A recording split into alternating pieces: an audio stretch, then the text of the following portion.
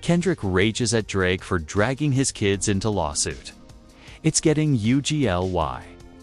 What started as another fiery round in hip-hop's most heated rivalry has now spiraled into dangerous, uncharted territory. Drake and Kendrick Lamar's feud just took a dark turn that nobody saw coming. And this time, the gloves are off. Sources say Drake's legal team filed explosive paperwork that indirectly referenced Kendrick's children. And the moment Kendrick found out, he reportedly lost it. Insiders claim Kendrick stormed out of a closed-door meeting, shouting that Drake had crossed the line forever, before threatening to end everything with his next move. Now, the internet is in chaos. Fans are flooding timelines with hashtags like #ProtectKendrickKids and #DrakeWentTooFar, while celebrities are scrambling to pick sides. Leaked audio allegedly captures Kendrick on the phone with an industry heavyweight, warning that Drake's career won't survive the week. Meanwhile, rumors swirl that Drake has an even deadlier counterstrike ready, something so ruthless that industry insiders are calling it career-ending ammo. This isn't just a rap beef anymore. This is personal. Family is now in the mix, and once that line is crossed, there's no going back. The question is, how far is Kendrick willing to go to defend his blood? When word broke that Drake's latest legal maneuver involved not just contracts, not just royalties, but Kendrick Lamar's children, the entire industry froze in disbelief. This wasn't beef anymore. This was blood, according to insiders close to both camps.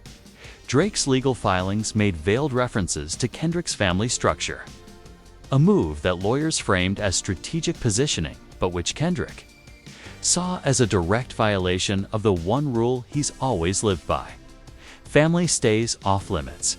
The moment Kendrick read the paperwork, he allegedly slammed his fist onto the table so hard that the documents scattered across the room. A witness inside that meeting claimed Kendrick's face shifted from cold silence to absolute rage before he stormed out, muttering that Drake had just declared war on something bigger than music. Fans didn't even need confirmation. The whispers were enough. Twitter, TikTok, and Instagram exploded with hashtags like #DrakeCrossTheLine and #ProtectKDOTKids, as fans demanded accountability. But while Kendrick's anger was boiling, Drake remained eerily calm. His camp leaked to tabloids that the lawsuit was strictly business and had no intent of targeting family. Yet the timing felt deliberate. Why? Because just weeks earlier, Kendrick had humiliated Drake publicly with subtle digs about his role as a father, bars that left fans dissecting every syllable. Some believe Drake's legal play was revenge, masked under technical jargon. Others fear it was bait, a trap to force Kendrick into overreacting. And overreacting is exactly what the streets say he did. Hours after the news broke, an alleged audio clip began circulating on Discord and Reddit. The voice, identified by fans as Kendrick's, could be heard spitting venom over the phone. "If he wants war, tell him I'll burn down every bridge he's ever built. Kids, that's the line." And he just crossed it. Whether real or fabricated, the clip spread like wildfire. Hip-hop blogs lit up with headlines like, "Kendrick goes nuclear after Drake's court papers leak." And this is bigger than rap.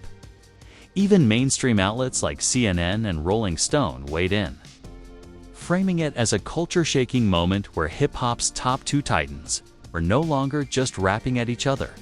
They were weaponizing every angle available, even the courts. Behind the scenes, insiders revealed a growing panic among brands tied to both artists. One leaked Slack message from a sponsor read, "If this escalates with personal family exposure, we need an exit plan." Association could trigger backlash.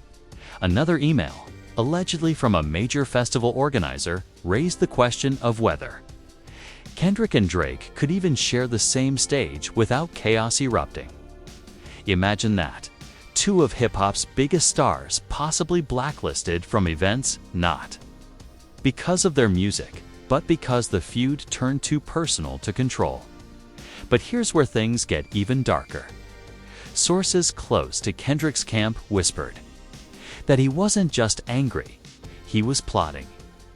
Rumors swirled that Kendrick had quietly entered the studio within hours of the news, locking the doors, refusing calls, and recording something that one insider described as the most venomous verses he's ever written.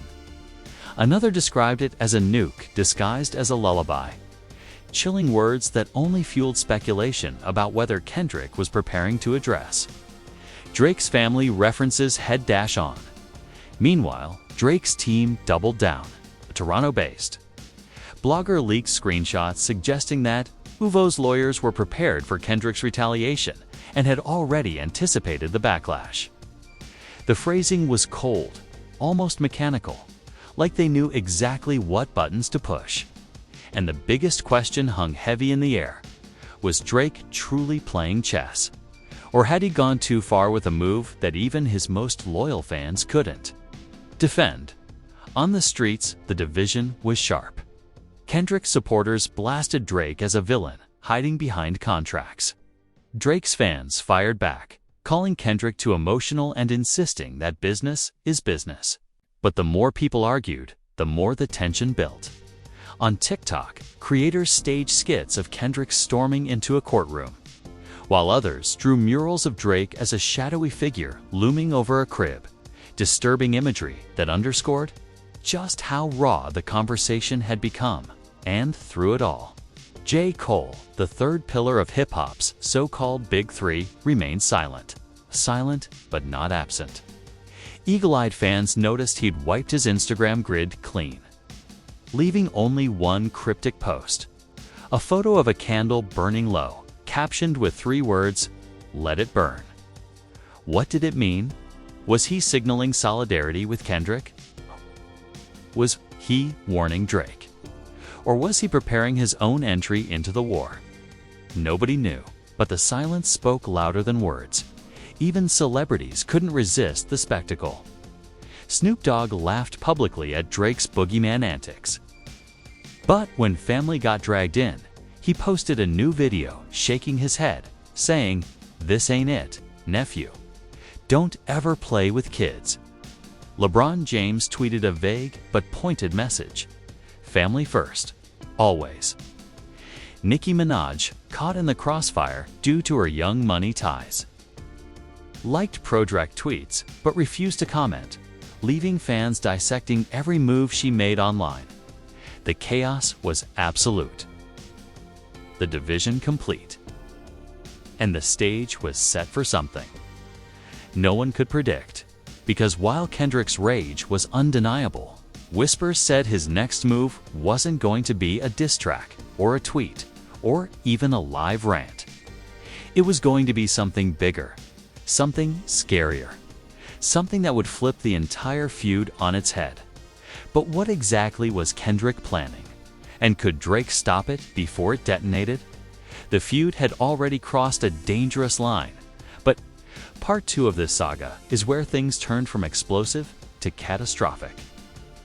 Kendrick Lamar's silence didn't last long, and when he finally spoke, it wasn't through a traditional diss track. It was through a chilling video leak that spread across Twitter like wildfire at 2a.m. The video, shaky and grainy, appeared to show Kendrick pacing back and forth in a dimly lit studio. His voice was low, but furious as he spoke into the camera.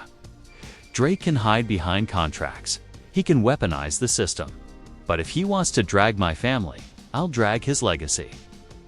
That clip alone racked up over 20 million views in less than 24 hours. And fans immediately began speculating, was Kendrick preparing to expose Drake in a way we'd never seen before? Then came the twist nobody saw coming: an anonymous hacker group dropped what they called insurance files tied to Drake. Screenshots, audio fragments, and cryptic documents flooded Discord and Reddit, all labeled under the chilling title, "The Boogeyman Isn't Real." Inside, there were references to Drake's business dealings, alleged burner accounts used to troll rivals, and most shockingly, claims of unreleased diss tracks where Drake had allegedly targeted not just Kendrick, but multiple families. In the industry, the internet melted. Fans screamed that Kendrick had allies in the digital underworld feeding him ammunition. Drake's camp tried to discredit the leaks, dismissing them as AI fabrications, but the damage was already done. Every news outlet picked it up, headlines screaming, "Anonymous group joins Kendrick's war and Drake's past sins exposed." Meanwhile, Drake stayed eerily quiet on social media. No cryptic caption, no IG story, nothing. To his enemies, it looked like fear. To his supporters, it was the calm before the storm. But insiders whispered that Drake wasn't silent. He was preparing something monstrous. A Toronto blogger claimed that OVO engineers were finalizing an entire diss project, codenamed the Boogeyman Tapes. According to this source, the tapes weren't just about Kendrick, they contained dirt on multiple rappers, journalists, and even executives who'd ever crossed Drake. And yet, Kendrick wasn't intimidated. In fact, he seemed fueled by the chaos. At a private event in Compton, witnesses said he addressed the crowd with fire in his eyes. "This ain't about me no more. This about making sure nobody thinks they untouchable. Nobody puts my kids in their mouth and walks away." The audience erupted, and within minutes, leaked footage hit TikTok, sparking the trending hashtag #KDOT. Unleashed, even J. Cole, who had been cryptic and reserved, started making noise. Paparazzi caught him leaving the studio in New York, visibly irritated, brushing off questions but muttering under his breath, "Everybody playing with fire." That tiny soundbite alone became a viral moment. Fans dissecting whether Cole was siding with Kendrick, warning Drake, or preparing to step in with his own retaliation. The escalation was so insane that industry veterans began stepping into the conversation.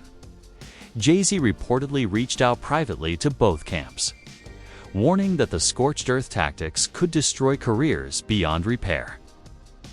Nas was said to be deeply disappointed that family had been brought into the crossfire. Even Eminem, usually quiet on industry drama, allegedly texted Kendrick with words of encouragement. A leak that fans swore was real when shady screenshots began circulating. But here's the first real shocker. According to an insider, Kendrick isn't just preparing verses. He's allegedly filming a short film to accompany his diss. Rumor has it that the film portrays a fictionalized boogeyman character, a shadowy figure who manipulates contracts, exploits artists, and hides behind lawyers. The symbolism is obvious, and if true, it would be one of the most direct and theatrical attacks on Drake we've ever seen. Imagine a diss so cutting that it isn't just music, it's cinema and Drake. Word is, he knows. He's not just aware, he's livid. Sources close to OVO said Drake allegedly warned his team, "If he plays that film card, I'll scorch the whole culture. Nobody will be safe." The implication: Drake has ammunition that could shake the industry itself. The energy around both camps feels nuclear. Festivals are debating whether to separate Drake and Kendrick in lineups. Award shows are whispering about cutting categories to avoid confrontations. Sponsors are panicking. One leaked Slack message from a brand executive read, "If they go live on stage with this energy, we'll be headline news for the wrong reasons. And the fans, they're only making things wilder." Drake's army began painting murals across Toronto of him, dressed as a literal boogeyman, cloak and all, while Kendrick's fans in Compton organized community screenings of his past performances, chanting his lyrics like war anthems. TikTokers staged mock funerals for the boogeyman, while others dressed as Kendrick's kids, symbolically protected by the culture itself. By now, the feud wasn't just a feud. It was a war spilling out into art, business, and community.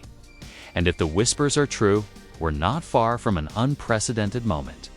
Drake releasing an entire diss album on the same Day Kendrick drops a cinematic short film.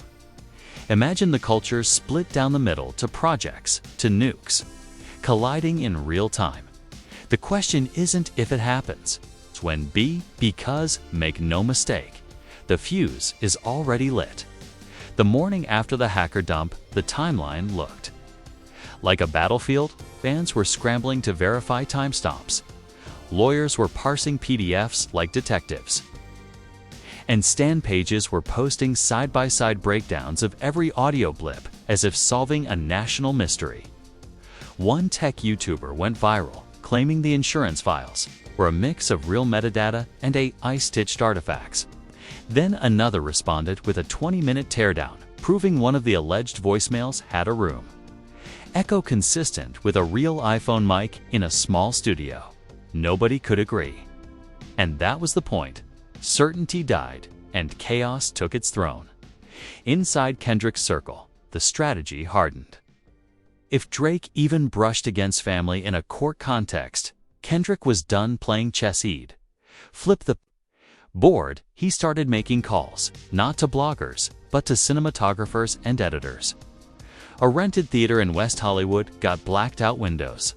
A casting call went out for a shadowy figure in a cloak. A tower of contracts behind him, a single lamp flickering like a heartbeat. People nearby swore they heard a metronome and a lullaby piano drifting through the evening. The working title on the production slate, Guardian. Drake's world hummed with a different frequency. Laser focus, studio lock-ins, and quiet. Rage. OVO engineers allegedly had a whiteboard titled Sequencing. Boogeyman tapes with track names scribbled out and replaced with colder versions. He wasn't just aiming at Kendrick. He was preparing to salt the earth. Rumor said he reached out to one legendary producer to finalize a beat that sounded like footsteps down a long marble haulage thud, heavier than the last. A blogger claimed a hook contained the line, "Check under your bed. I'm billing." You rent? Was it real? Maybe, but the fear felt real enough. Then a new twist snapped the internet in half. A redacted legal exhibit surfaced, allegedly from the paperwork that triggered Kendrick's fury. In it, a vague reference to household considerations and family trusts set the comment sections ablaze. Some said it proved Drake never named Kendrick's kids directly. Others argued it was sneaky around oblique path that still grazed a line no father would tolerate. The nuance didn't calm anything. It made people angrier. Because if the line could be bent once, it could be bent again. Brands felt the tremor. An email leaked subject line contingency optics, mapping out responses for every possible outcome. If Kendrick drops first, if Drake drops first, if both drop at once, if violence breaks out on a stage, if a school district trends because parents panic over lyrics about children, it read like a disaster manual. Each bullet point colder than the last. Somewhere between pause scheduled posts and engage community managers with empathy scripts. You could feel a culture getting sanitized to death. Meanwhile, J. Cole's absence turned into presence.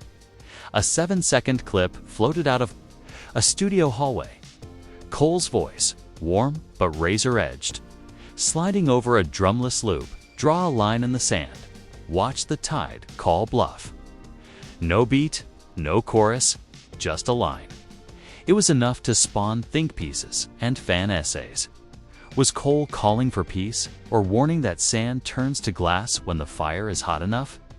In Compton, a muralist painted a massive pair of hands shielding a small crown. In Toronto, a mask motif appeared overnight on 3 brick walls, a painted whisper that the boogeyman smiles behind everything. Both cities carried a humcar horns, snatches of lyric, kids on bikes yelling "Who you got?" like it was a championship series. Only this wasn't sports. It was something people would still be arguing about 5 years from now. Then the timeline hiccuped. Like the internet took a sharp breath. An official streaming platform briefly pushed a coming soon card. Kendrick Lamar, Guardian. Short film. No thumbnail, just a black rectangle and a runtime. 8:44. It vanished in less than 2 minutes. But screenshots flooded WhatsApp groups and Discords like a siren. Minutes later, a different platform showed a pre-ad toggle for Drake's Boogeyman tapes. With a genre tag flickering between hip-hop, and people lost it. 2 clocks started ticking in people's heads at once. Award show producers allegedly jumped on an emergency call. The talking points leaked within the hour: separate seating charts, split presenter slates, a contingency for cutting audience mics, a fallback plan to play commercials if a confrontation starts. It sounded ridiculous till you remembered that. A simple facial expression on live TV can break the internet and move stock prices. No one wanted to own the moment the dam broke. Kendrick's studio schedule turned nocturnal. A grip posted and deleted a blurry boomerang of a Dolly track snaking across a floor, captioned with 3 knife emojis and a baby bottle. In the corner of the frame, a storyboard card was visible for a heartbeat, a man's shadow towering over. A crib, only for the crib to tilt and reveal a safe full of contracts. Symbolism sharp enough to cut yourself on. Drake decided the shadows weren't enough. A cryptic billboard appeared in 4 cities. A hallway, a door ajar, and a sliver of darkness with white serif text, "Knock if you dare." No logos. Everyone knew. A Toronto radio DJ swore an OVO affiliate told him the intro track has no drums for 60 seconds, just breathing. Keys jangling, a latch. The kind of silence that makes you look over your shoulder. Then Snoop. Again, a new video. Not laughter this time, but a thoughtful head tilt. I love rap. I love competition. But there's a difference between playing a game and breaking the controller. He didn't name names. He didn't need to. The comments turned into a courtroom anyway. By late afternoon, a parallel rumor rose from the margins. A gag order request was allegedly being drafted by one side, an attempt to prevent family-adjacent commentary in public statements.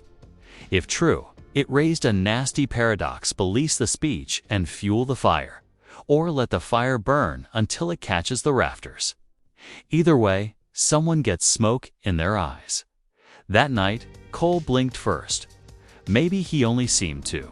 His website went black again, but this time the phrase changed. Hold your breath. Then a countdown appeared, starting at 10 o'clock and dwindling second by second. Fans flooded the site. At 0:07, it rerouted to a blank journal page with a single line. Some wars end when the poets stop rhyming.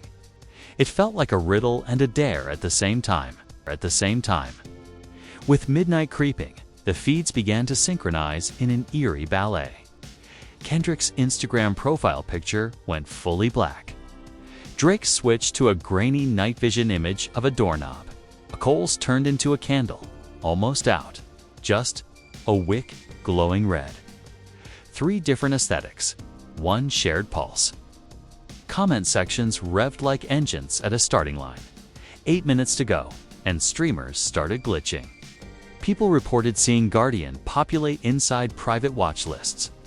For a split second, others claimed the Boogeyman tapes tile blinked in, then out, replacing itself with a generic New Music Friday banner like a shy ghost.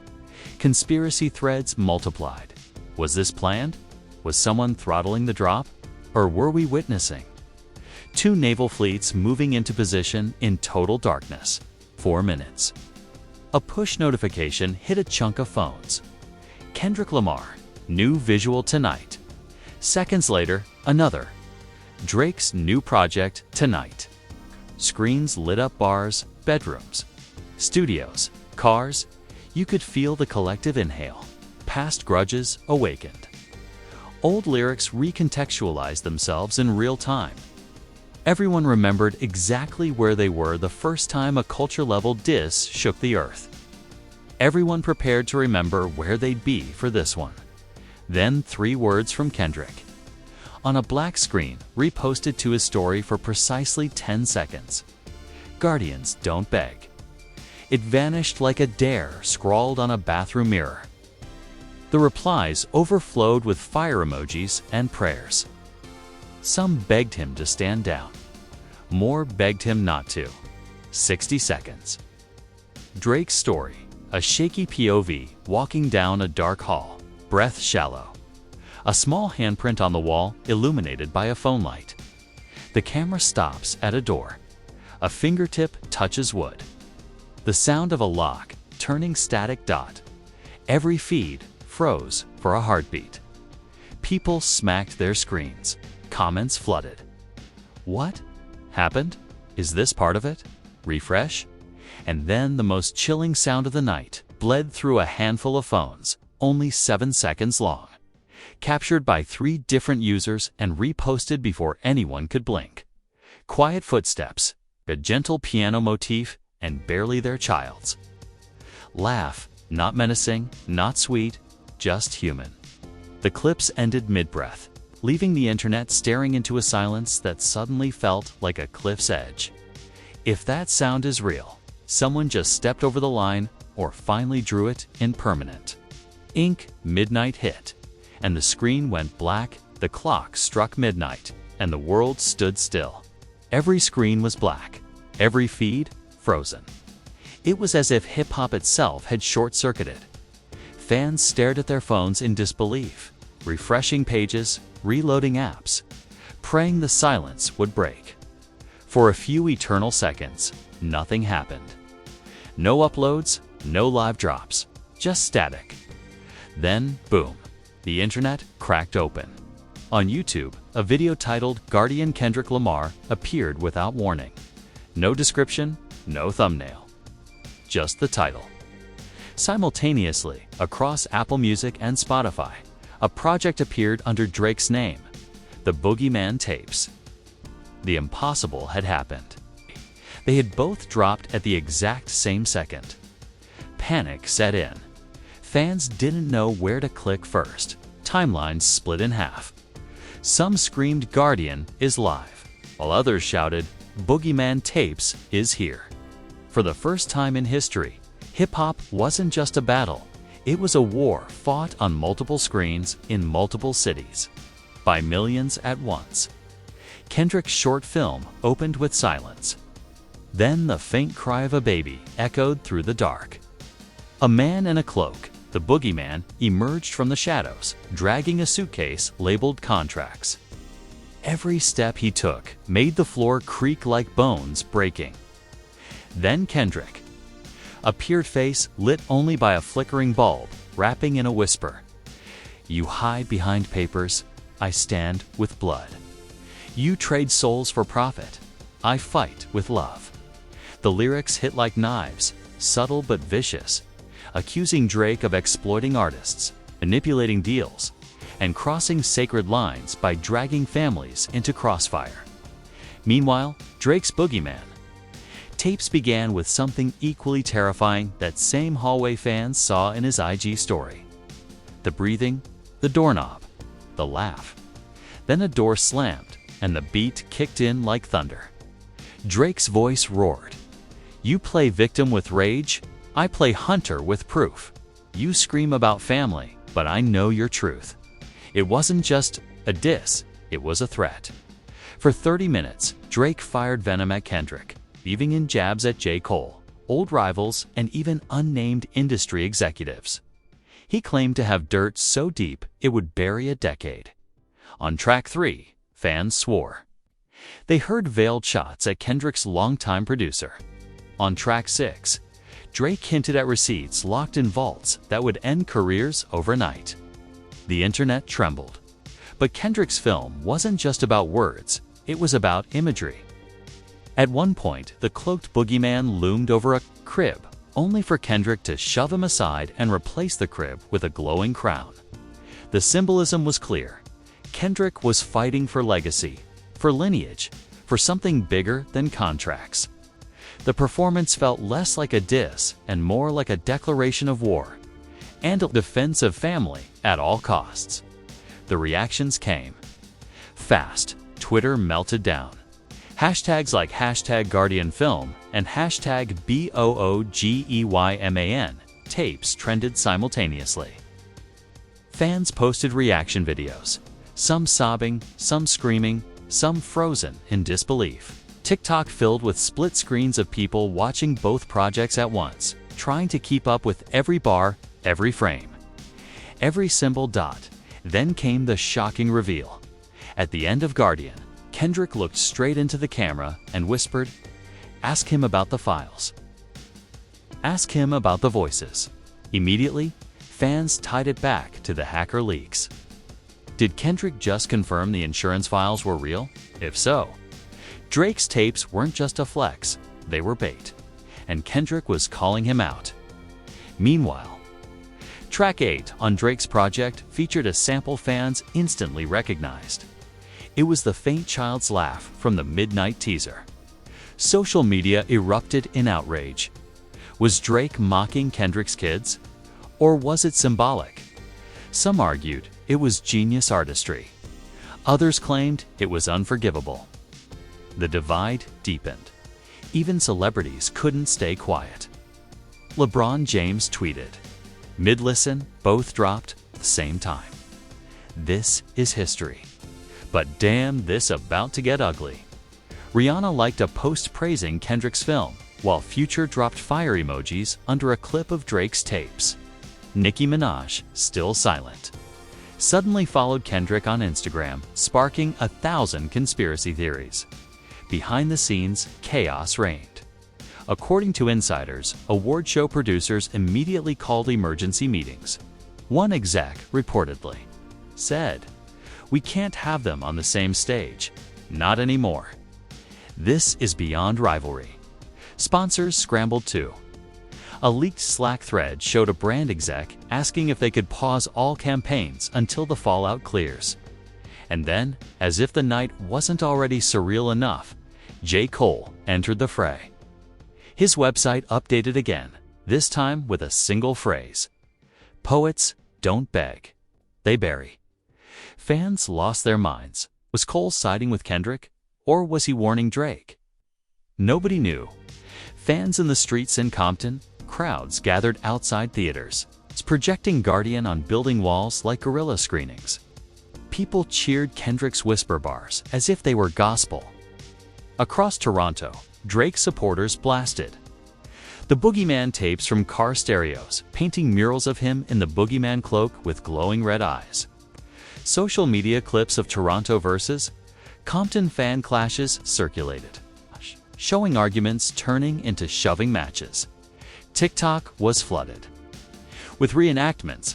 Some creators dressed as cloaked boogeymen, others played out Kendrick's film with DIY sets, and thousands of others staged reaction videos that went viral within minutes. The numbers were staggering: 100M+ views in less than 12 hours across TikTok alone. Media frenzy mainstream outlets jumped on it like blood in the water. CNN ran a segment titled "Hip Hop Civil War: How Family Became a Weapon." Rolling Stone published a scathing op-ed: "The Boogeyman isn't real, but Kendrick might be." Fox News predictably spun it into a morality tale about family values in rap, while Bet aired an emergency roundtable with journalists, producers, and former rappers debating whether this was artistic genius or cultural suicide. Billboard dropped live charts tracking streams by the hour. For the first time, two projects from rival artists competed in real time, both shooting to #1 in different regions. Guardian topped California, New York, and London streams, while Boogeyman dominated Toronto, Atlanta, and Miami. It was a digital tug-of-war, with Spotify itself tweeting, "We've never seen numbers like this." Industry fallout sponsors panicked. Leaked emails showed major beverage and clothing brands drafting neutrality statements, terrified of being seen siding with either artist. One exec allegedly wrote, "If this escalates with real revelations, our brand cannot be associated." With family disputes, insiders claimed two award shows were now debating whether to restructure categories just to avoid Kendrick and Drake clashing live on stage. Streaming platforms, however, weren't complaining. Insiders said Spotify servers nearly crashed from the surge. Apple Music allegedly doubled subscriptions overnight. YouTube declared Kendrick's Guardian the fastest-growing music film upload in history, while Drake's Boogeyman tapes shattered streaming day records before noon. Politicians weigh in. The drama got so big, even politicians entered the conversation. One congresswoman tweeted, "Hip-hop has always been a voice for the people, but weaponizing families is a dangerous precedent. Artists must be better." It sparked backlash from fans accusing her of clout chasing. Another senator, trying to be trendy, tweeted, "Guardian, greater than Boogeyman. Sorry, not sorry." That post was deleted within the hour after staff likely realized the backlash was nuclear. Industry veterans intervened behind the curtain, whispers suggested. That Jay-Z had once again placed calls not out of concern for reputation, but survival of the culture. An insider leaked. Jay told both of them flat out, "You burn down this house, nobody wins." The brands leave. The festivals cancel. Hip-hop loses. Nas too reportedly stepped in, expressing disappointment in private circles. Yet according to those same whispers, Kendrick responded with ice-cold silence, and Drake. He reportedly laughed. The wild card J: then came Cole. His cryptic website countdown returned, this time flashing the words, "Peace is dead." Screenshots of the update spread like wildfire. Blogs speculated that Cole was preparing to step in, not as a peacemaker, but as a participant. A popular hip-hop journalist tweeted, "Cole's silence is his sharpest weapon. Don't be surprised if he turns this into a three-way war." Fans debated endlessly. Some begged Cole to defuse it. Others begged him to finally unleash his long-teased arsenal. One viral comment summed it up perfectly. If Cole jumps in, this isn't beef anymore. It's Judgment Day. The cultural split by the end of the day. The culture wasn't just divided, it was fractured.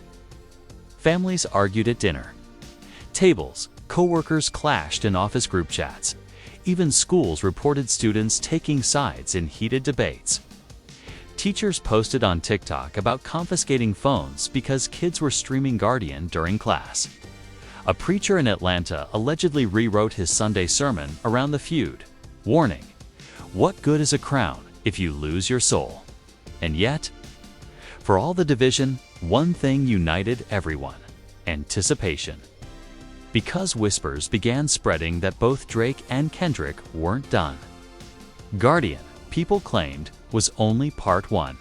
The Boogeyman tapes, others argued, had hidden Easter eggs pointing to a part two. Fans began tearing through both projects frame by frame, lyric by lyric, looking for clues. The consensus: this wasn't over. This was just the beginning. By the second night, the chaos wasn't dying down, it was mutating. What started as music had become a full-blown cultural war, and the whispers of an even darker twist had begun to leak out. Fans who replayed Kendrick's Guardian film noticed something eerie hidden in the final frame. If you slowed it down, a single sheet of paper flashed for half a second, blurred but legible enough for internet detectives to freeze and analyze. It appeared to be a contract. Not just any contract, but one with Drake's signature on it, alongside a logo for a mysterious management company. Blogs exploded, speculating that Kendrick was hinting at skeletons buried in Drake's business dealings. Some claimed it tied back to the hacker leaks. Others insisted it was just symbolic. But the fact it was there, even for a fraction of a second, turned the speculation into wildfire.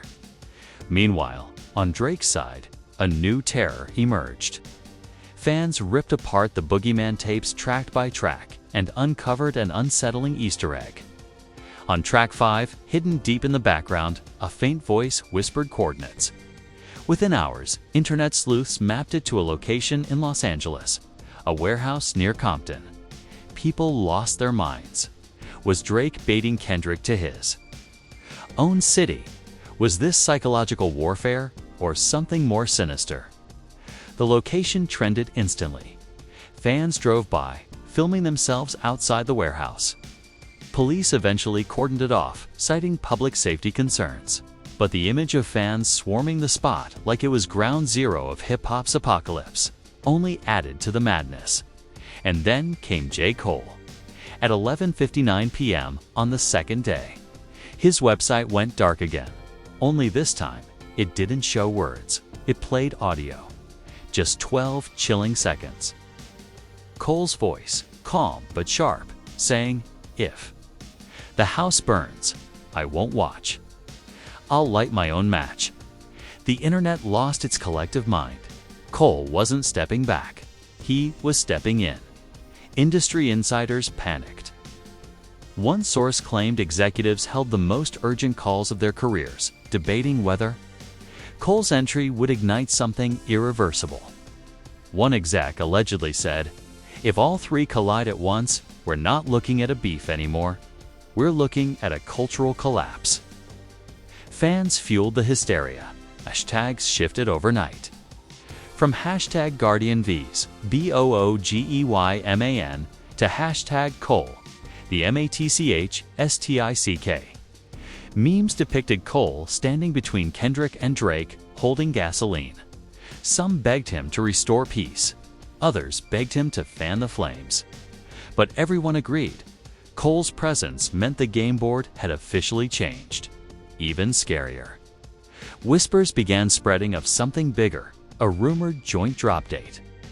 According to a leaked text exchange circulating online, all three camps had quietly secured the same Friday for something colossal. Whether coordinated or coincidental, nobody knew. But fans were convinced the culture was headed toward a triple detonation: Kendrick's Part 2, Drake's Part 2, and Cole's first entry, all colliding on the same day. The industry braced for it. Streaming services allegedly drafted backup servers. Award show producers drafted backup seating. Charts. Police departments in Los Angeles and Toronto even prepared crowd response plans, expecting fans to flood the streets when the next chapter dropped, and just when the storm seemed overwhelming. Kendrick dropped one final bomb before disappearing. Again, at 3 a.m., his Instagram account posted a black and white photo of a burned contract. No caption, no tags, just ashes. Within minutes, it was gone. But the message was clear. He wasn't bluffing. He was preparing to expose something bigger than bars. Drake responded minutes later, not with words, but with an ominous IG story. A chessboard, mid-game, with only two pieces left standing: the king and the knight. Fans debated endlessly. Was Drake the king? Was Kendrick the knight? And where did Cole fit into the board? One thing became clear. The battle wasn't over. It was only escalating. And the next move could break hip-hop forever. Because when family, contracts, and cultural legacy collide, there's no going back. The world isn't asking if the next bomb drops. The world is asking when. And the scariest part? Nobody knows who will survive the blast. And there you have it, the war that refuses to stop. The feud that refuses to cool, and the revelations that refuse to stay buried. Drake calls himself the boogeyman. Kendrick whispers that boogeyman die too. And J. Cole, he's dangling a match over the gasoline. The stage isn't just set for a showdown. It's set for an explosion unlike anything hip-hop has ever seen before. But here's the truth. This story isn't finished, not by a long shot. Every bar, every post, every cryptic symbol is a piece of a puzzle that's building towards something historic. Will Drake's Boogeyman tapes burn Kendrick down for good? Will Kendrick's Guardian film expose the secrets that could shatter Drake's empire? Or will J. Cole step out of the shadows and rewrite the entire war with one deadly verse? Your turn. Drop your thoughts in the comments right now. Are you hashtag Team Drake, standing behind the self-proclaimed boogeyman? Are you hashtag Team Kendrick, riding with the silent killer ready to defend his family at all costs? Or are you hashtag Team Cole, waiting for the wild card to finally pull the trigger? Don't just watch this war, be a part of it. Smash that like button if you think the next move could change hip-hop forever. Subscribe and turn on notifications. Because when the next bomb drops, you don't want to be the last to know. Trust me, the next chapter is coming fast.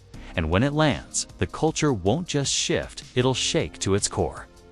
This isn't just music. This is survival. And the boogeyman. He might not be the one we should fear most. Stay tuned.